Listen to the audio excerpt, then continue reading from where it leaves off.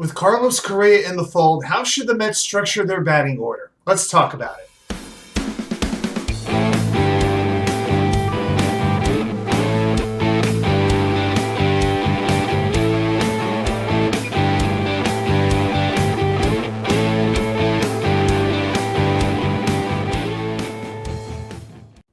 And well, welcome back to New York Sports WickerMedia. I'm Watu-K99. Thank you for taking the time to watch these videos. So, what I want to talk about today is the New York Mets batting order. Now that Carlos Correa is in the fold, how should manager Buck Showalter structure this lineup, both against left-handed pitchers and right-handed pitchers? Well, I've got some ideas. Some I'm pretty sure Showalter will do, but I do have an idea or two that I think might surprise a few folks. So, let's talk about that. Now, we're going to start with the left-handed batting order first. Now, I'm going to mention a couple of caveats before we do this. I am going to go off my belief still that James McCann will not be on this roster come the end of March, okay? I think he's getting traded. I don't think the Mets ever would have brought Omar Narvaez over if they didn't think that there was a taker somewhere out there for James McCann. Also, Brett Baty, as much as I like Baty, I think at this point he's going to start the season at Syracuse, and I think the Mets are going to try to make him an outfielder. I think they're going to try to groom Baty to take left field over from Markcanha later in the year and going into next year. Because remember, Baty is not the smoothest defensive third baseman that we've ever seen. And now with Correa in the mix, third base is spoken for, as is shortstop for the next decade. So right now, I think Baty will be on the team, but later in the season. All right, so let's talk about the left-handed lineup. So I'm going to start with brandonnimmo hitting leadoff. No surprise there. I'm going to put starlingmarte in the 2-hole, and I want to leave him in the 2-hole. There are a lot of folks who have talked about Marte moving down the order, all kinds of different spots for him. But Marte really likes consistency. He likes to bat in the same spot, if at all possible. Okay, so, and I want that speed. He is probably the Mets' best base-stealing threat, I believe. So I want that towards the top of the order ahead of the Mets' best hitters. And as far as I'm concerned with the Mets' best hitters, I want Franciscolindor batting third against lefties. He's got really good power in that spot. I like him a little bit more in that role, batting third. I want him right behind Marte. Petealonso, of course, is the cleanup hitter. Then I would put Carlos Correa batting fifth. One of the biggest laments of last season is that it never felt like the Mets really had a solid bat who could protect Petealonso. Who did we watch? Daniel Vogelback, Tyler Naquin, Eduardo Escobar for a good chunk of the season. But the Mets never really felt like they had that five-hitter who felt like he fit in. To me, Correa is the guy in this spot. I would put Correa 5 against lefties. 6, I'm putting JeffMcneil. As much as I like Mac, I like the idea of putting him down a little bit lower in the lineup. Correa is very good at getting on base, and with McNeil's contact, I think he could kind of take Correa around the bases a little bit. So I'm going to put McNeil 6 there. I like to put him a little bit higher, but there's just nobody really here that I can drop into that lower spot. Number 7 is going to be Markcanha, left field.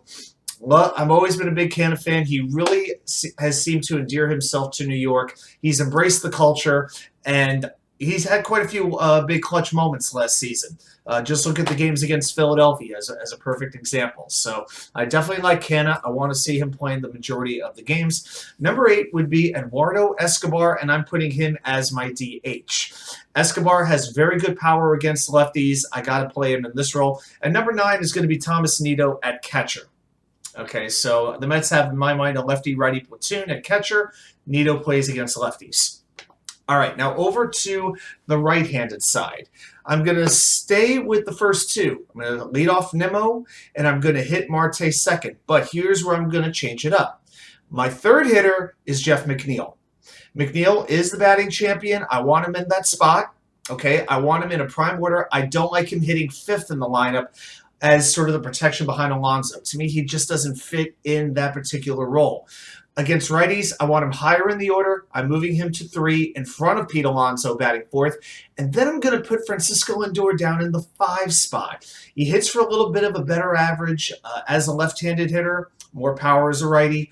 I like the idea of trying Lindor out behind Alonso in the batting order, and then you could put Carlos Correa 6th, who then in turn is giving Lindor fantastic protection.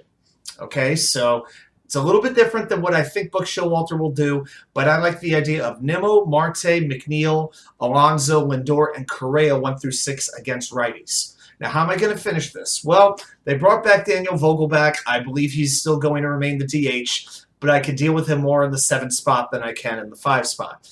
And then in left field, I would bring Canha back in. Right now, I don't think the Mets have enough outfield depth right at this moment.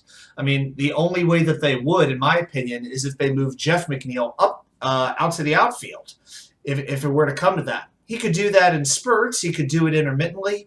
But in my mind, the Mets really don't have a legit 4th outfielder behind Canha, Nimmo, and Marte. And I hope they will get some depth. I'm not asking for, a great player, but a useful player. Kind of like a better version of Travis Jankowski from last year. A guy who could come in, play defense, pinch run, that kind of thing. That's what I'm really looking for. So Canha 8 and number 9 would be Omar Narvaez. So that on your bench would leave whoever the other catcher is. I have Francisco Alvarez on the bench for right now. I don't expect him to be catching. And, of course, you could use him at DH if you wanted to. But to me, Alvarez, it's a tricky spot. I just have this weird feeling. I don't know if he's going to start the year with the Mets at this point. I would love to see him start with the team.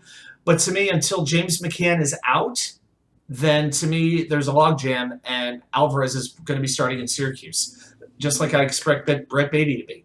But also on the bench, you still have Darren Ruff. I know, cringe, but to me, Ruff cannot possibly be as bad as he was last year. Okay, I want him to be the last player on the bench. Don't get me wrong, but to me right now, Ruff still has a role on this team, but the leash is very short. Okay, but I'm not ready to throw him to the wolves just yet. But you also have Luis Guillorme.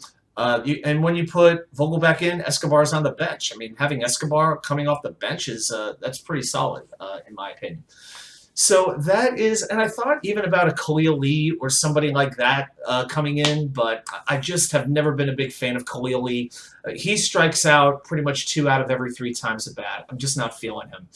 So to me, the Mets, more than anything, could use one more outfielder to sort of round this roster out and deepen the bench a little bit. Hopefully they will get that before the regular season. So let me know in the comments what you think of the batting order. Would you be starting somebody who I'm talking about benching? Would you rearrange the order? I'd love to hear your thoughts. Thanks so much for watching. I'll see you back here with more content from you know where. The Wicker Chair.